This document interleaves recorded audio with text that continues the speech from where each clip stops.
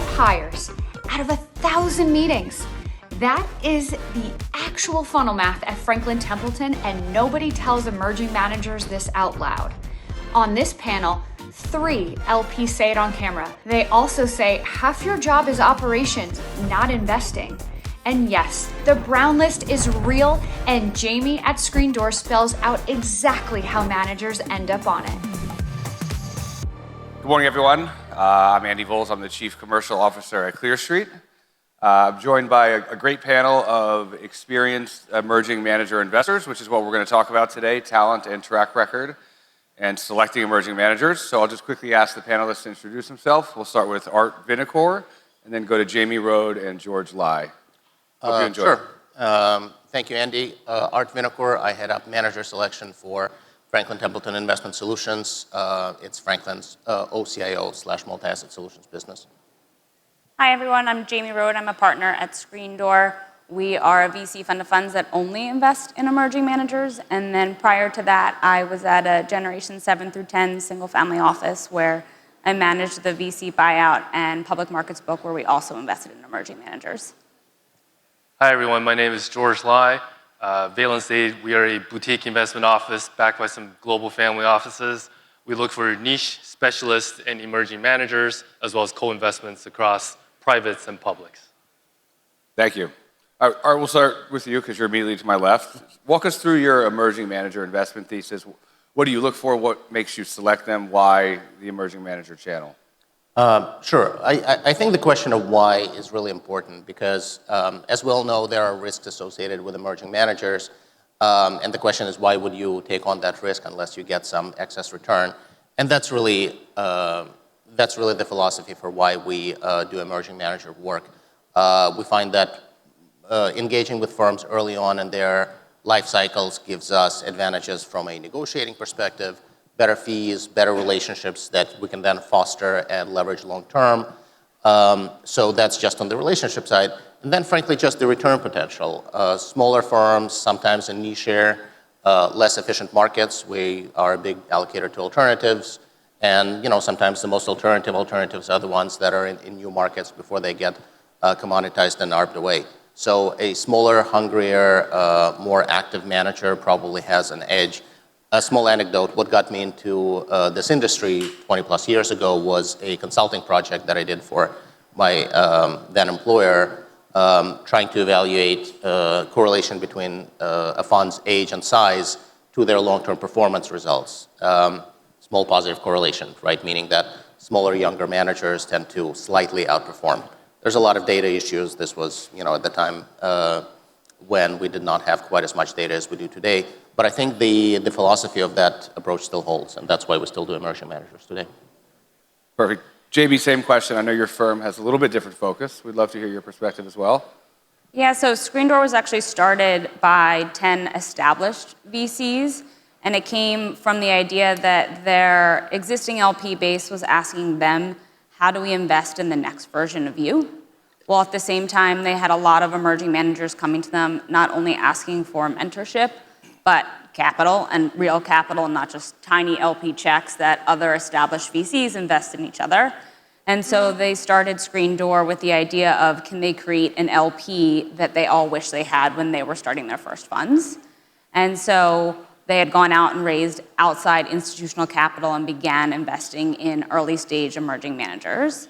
They quickly realized they all had day jobs running their own venture funds, so they hired established allocators to expand and institutionalize the product. And the reason for me, really, of why I left the family office and joined Screendoor is because at the family office, we shifted their exposure all to the earliest stages of venture, more from the idea that we needed to compound capital in a very unique way at a very high rate so the family would not eat into their principal. And the outcome of that was investing in 20 plus fund managers over 4 years. And that portfolio produced about 50 unicorns, and half of them came from Fund 1 managers. That was a really interesting insight to me, and came with the idea that, is there something special about Fund 1s, or is there something special about early stage emerging managers that is a unique return opportunity?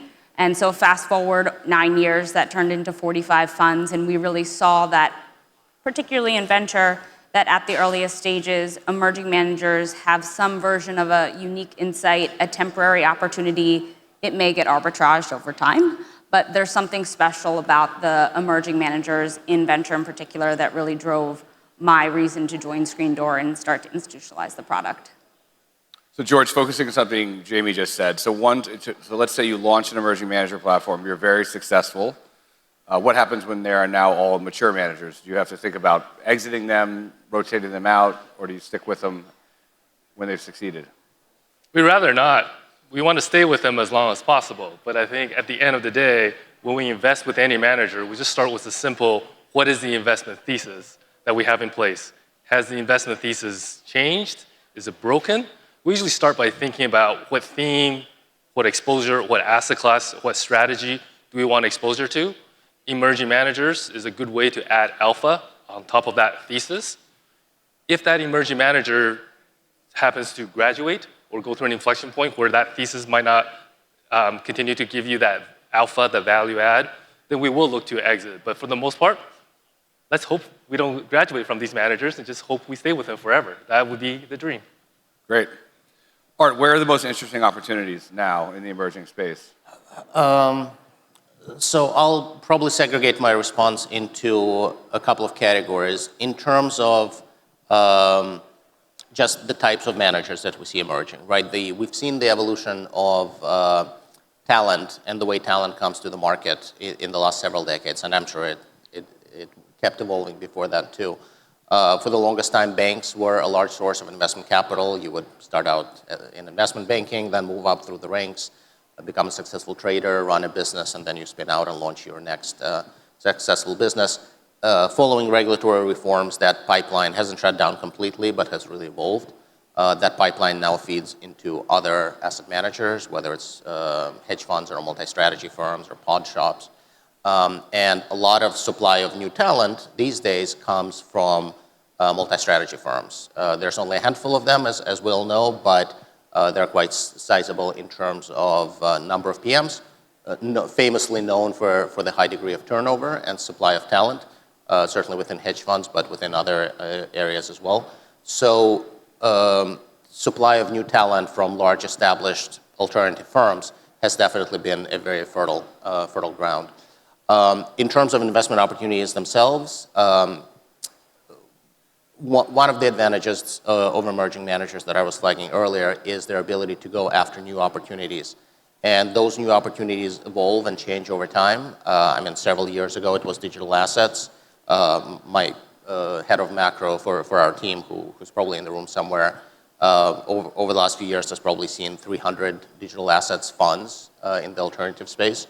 So that was a very fertile ground. But 2 decades ago, it was insurance-linked securities. And between then and today, it was machine learning, it was cannabis, maybe it's space today. So new markets, smaller markets, nichier markets, less efficient markets, those will always be around. And sometimes it takes somebody with a vision and somebody willing to risk it all, which in some ways an emerging manager is, to try and pursue those opportunities. George, just a similar question, but a bit of a derivative on the pod shops and the multi-strats. Do you see more managers jumping between them recently, or more pure startups launching with separately managed accounts? And it's evolved a lot over probably the last 10 years. What's your perspective? The answer is yes. All the above. We're seeing 2 ways. So as an allocator, it's kind of a neutral. So I'll start with the good thing. We're seeing a lot of new people, new portfolio managers who understand the market a lot better portfolio managers, understanding of risk, different factors. So we're seeing some really strong talent, experienced individuals who've got tremendous training from these multi-pod shops. So we love that.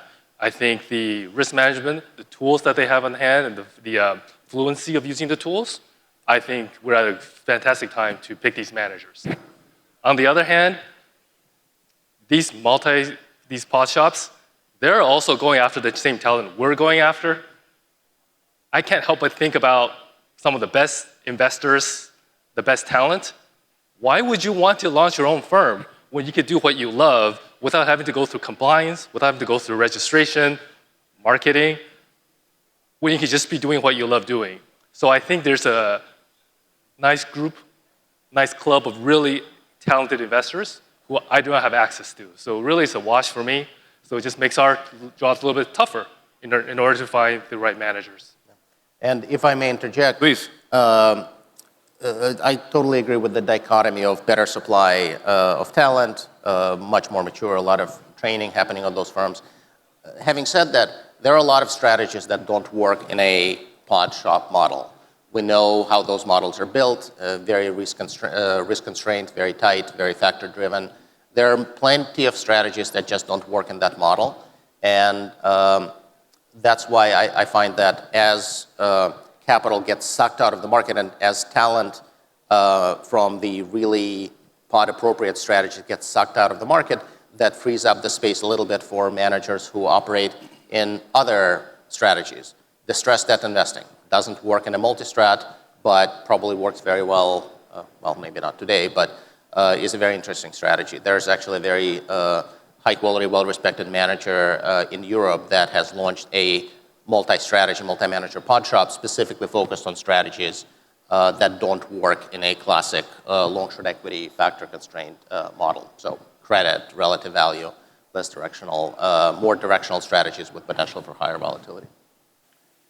So Jamie, when you meet a manager you like, just to follow up on that, and you love the strategy, they've been successful in picking investments, I would say, at another firm, how do you make sure they actually want to run a business? Yeah, I think that is a key part of our initial underwrite, because what's interesting is when we engage with GPs that are spinning out of XYZ brand name, there is clearly a network, there's typically a track record, there's hopefully DPI in that track record, but what we've realized is that brand name has provided them their full back office. They have never had to deal with LPs, they've never had to deal with K1 reporting, they've never even had to think about an LPA, and so what's really integral about our model, especially because we still have the established VCs in our DNA, is giving them guidance and helping institutionalize themselves. And so there's half the job of getting to the investment diligence, yes, but the other half around the operational diligence actually tells you a lot about that individual manager and how much they've thought about going from investor to fund manager. And it's a crucial part of having our established VCs mentor these GPs, because part of our model is to ensure that the LPs can ultimately invest in the underlying funds, but if they're not institutional ready, like that's not an enduring firm. And so it really comes down to stress testing them a lot on the operational side of things and helping them think through the day job. And when I talk to a lot of GPs when they're raising their fund too, half the job is investing and the other half is dealing with the operational headaches of being a venture fund manager. And so it's ensuring you have your operations set up properly, and then there can also be conversations around an outsourced CFO or a partial CFO or hiring someone on the junior side to track a lot of the data, just because in venture, that's great if you have an awesome network. Everyone has an awesome network. Everyone's an ex-operator, everyone's an ex-spin-out, everyone's next something that you all look the same, and so there has to be something in your DNA that gives you the right to be the best at sourcing, selecting, and winning, and a lot of times for us, that's understanding their lived experience or their journey up until today that can create that edge, and then also understanding how do you create a moat around that edge and how do you compound that edge while ensuring that you're a fiduciary and able to build a firm, because it's really hard to go from just an investor to a fund manager. Great. So yeah, ultimately every emerging manager or every asset manager is at the end of the day a small business. All but the largest allocators are, in the grand scheme of things, small businesses. So as an emerging manager, it's even smaller, and great investors don't always make great business manager. Actually, sometimes there's probably like the Venn diagram doesn't overlap. Yes. Making things that make you a great investor might make you terrible at running a team, hiring people, ordering snacks for the cafeteria, getting the... how many emerging managers have you had go back to the platform or the pod? Plenty. It's an own pipeline. And the way to avoid that as a business startup is know your lane, and if your edge is a great investor, that's wonderful. Make sure that your number one hire should be somebody to head up the operations business. that will save you countless, and it can be expensive. Like, why are you giving equity away to a glorified accountant? No offense to accountants. Trust me, it's the most important hire you'll make to make sure that your business is running smoothly so that you can do your investment business. And George, going to your diligence process, so you want to know they can run a business, you want to know they can hire, survive, but is track record the number one thing in liquid strategies that they've established track record, and what length are you looking for, or can you get around that hurdle? And same question for all of you. For us, we're open. If it's a talented investor, the track record is good to have. It'll get you the meeting with us, but it's not going to guarantee an allocation. It's good to have it, but it's not a necessity. And when I think about our private portfolio, a lot of times these managers come from some of the great institutions, but they might not have the track record they could say they have. We could do all the references we want. So what do we get around that on the private side? Through a lot of co-investments that we do with the managers. We will work a lot with independent sponsors. We want to see how you think about the investments. We want to see your process. We want to see how you interact with the management teams. Are you really getting all the operational help that you're giving to the management that you're telling us? So a lot of the private side we can work with them on. On the public side, it's just a lot harder. We have to do case studies, we do a lot of references, check in with their ex-colleagues, ex-bosses, just to get a sense. But we're open, we're opportunistic. Again, if our investment thesis is there, we're happy to back the talent. Because we prefer to think about investing in the managers, think about what they're going to give us in the future, not what they did in the past. So that's more important to us. Jimmy, what's the biggest mistake someone can make while you're diligencing them and derail the process? Not being honest. Because, and I say that and like everyone's like, really? Like, of course. But like, especially in venture, I'd say especially in private markets, references, of course, on, but also off list are really important. And the LP world is small, but the VC world is even smaller. And people have connections and can help validate a track record or can help validate what you're telling us. And so if you're not honest or if you're not transparent about challenges that you're dealing with, or if you're not maybe transparent is the right word versus honest, but if you're not transparent about things come out in the end, and LPs will find that out. That is our job to find that out. And so the challenge is if we can't get there on your fund one, or we can't get there on your fund two because of certain criteria or things like that, that's okay. You go on our firms to watch list, and we can engage with you in your next fund. But if you're not transparent about things and people find out about it later, that can be a real challenge for that GP to raise in the future. Yeah, you don't want to end up on the brown list. We just don't like surprises in general, so just be upfront. We'll forgive you. We'll forgive you a lot of times. Art, how do you prove that there still is an edge in allocating to emerging managers?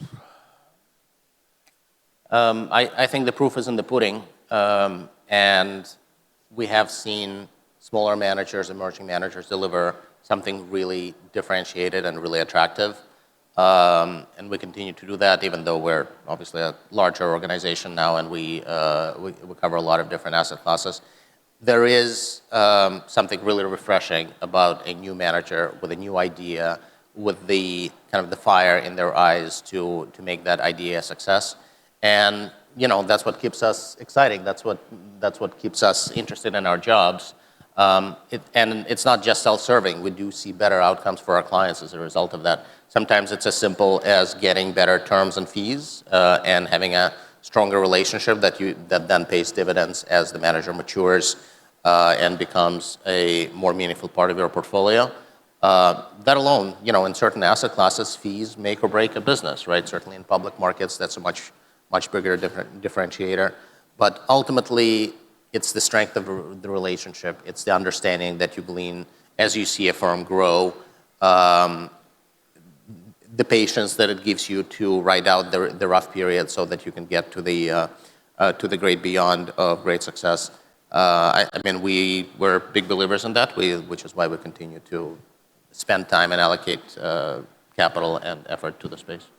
George, do you agree with that? Are the fees and terms the main advantage to being early into a manager? Or do you think they're smaller, they can look at smaller opportunities, their trades are smaller, they don't have to place the same influence on the market to get into a position? What's your perspective? All the above. they're playing a different game. They're not playing a game where you have 10,000 different other funds looking at the same trades, doing the same thing. They could be nichier. And on top of that, if we can get some fees, discounts, that helps alpha throughout. So I definitely think, I agree with what Art said. It's definitely an advantage to be able to have attractive fees and partner up with the managers early on. And also it's just rewarding just to see some of these managers succeed and you see them mature along the way. It's just a rewarding part of this job as an allocator. Jay, where do you find managers? I imagine in your space, like as you said earlier, it's a network. Where do they come from? Where are you locating them? Is it word of mouth? Is it recruiters? How do you find the initial meetings with these potential investments? Everywhere. I would say, unfortunately or fortunately, maybe for my business model, but like venture is an access game. And so some of it is really coming down to building your own network, but a lot of the established VCs around the table end up sourcing a lot of deals and sending them our way because you have a lot of GPs if they're at an established firm or maybe they just sold their company or maybe they're doing some angel investing and debating on, do I want to leave XYZ firm and start my own thing? They'll reach out to them asking, how did you do it? Or like, what do I need to be doing? And what does it take? How do I even do fund formation? Like, I've never done this before. And so they'll come to a lot of the established VCs around the table and we'll get the deal sent our way. But also, a lot of the GPs that we've invested in historically send us deal flow. At the same time, GPs we've passed on have sent us great deals. And I think that comes down to being transparent around why we've passed. I think sometimes it's easy to just like send the pass email or candidly just ignore a manager because they're in your inbox and you're just like, I have too many things to deal with. But being transparent around the pass and saying this is what we focus on and this is why you're not a fit has actually allowed us to receive a lot of great deal flow because they'll come across other VCs that say, hey, you're actually a fit for Screendoor. And it ends up coming our way. And so it's become a lot more inbound, but in the beginning days, about when I was just starting out trying to get into allocating to venture, it was just a lot of smile and dial and just brand building and saying, this was when I was at the family office, hi, I'm at a single family office, 200-year-old capital, looking to allocate to venture, like, can we talk? That usually got me a phone call, but just in the 2015 timeframe, I just had to do a lot of smile and dial, and it's been very nice to see the ROI on that. And Andy, I find them at iConnections. There you go. Perfect. Of course. We know who gets invited back. Yeah, that's what I was worried about. Yeah. We find a lot of them at iConnections too, so we agree with you there. Art, how many investments do you look at versus how many you make? Well, what's the batting average on manager evaluations? So something very creative that we have in our decks is a funnel. Let me know if anybody has seen a funnel in a pitch book before. So our funnel starts with, depends on the market. My team covers public markets, hedge funds, and privates. Within public markets, it's everything that's listed. Within hedge funds, let's say there's 10,000 hedge funds in the world. We have a large team. Our job is to know everything that's out there. Probably a couple of thousand of them are what I'd classify as institutional. And the funnel keeps getting smaller and smaller. In a typical year, we might hire 5 managers out of, 1,000 meetings that we do. So whatever the math on that is, 0.5%. And the obvious question, and kind of our last 4 minutes here, is how will AI change the locating of emerging managers, the edge that they might have in the marketplace, your edge in identifying and allocating to them versus your peers, and just your general perspectives on AI? I don't think we can skip that topic today.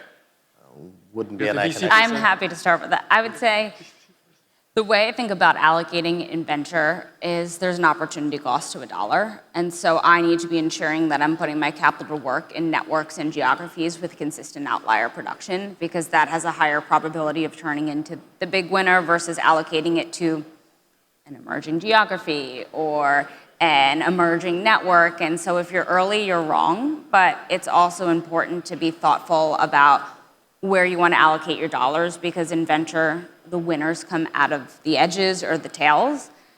But what's really interesting is that you can see the core geographies that just produce the lion's share of venture outcomes. like real outcomes, DPI, all of that. And it really is California and New York produce about 75% of the winners. And so it's being thoughtful about investing in those networks, but AI has really brought SF back. I mean, we were just talking about, is SF, relevant again in terms of, and, the living there, George is there. And so Expensive. it's gotten more expensive, and you can see the real estate has really come back. So in terms of accessing AI opportunities, SF is number one. But as a allocator, underwriting AI opportunities, like our deal flow has picked up substantially in March. And what's really important is asking, okay, this is super cool, but who is actually buying this product, this opportunity? Why are they buying it? And how are their revenues going to 5 to 10x in the next couple of years? Because there's a lot of cool things happening, but a lot of the things you're seeing today won't end up being the ultimate winner. And so it's just being thoughtful and grounded in understanding why these opportunities are around today. Yeah, again, investing in picks and shovels is a valid strategy at certain points in the cycle. I think I don't want to say that we've transcended that, but we're probably at a point where execution of those AI ideas and actually driving ROI is what matters. That's what differentiates people. That's just in terms of investment ideas. And from AI usage, we're on an emerging manager panel. I think the tools are amazing. They would allow you to leapfrog your competition in some ways. For somebody who's a newer manager, you can develop your tech stack a lot faster. The main takeaway is it just makes everything faster.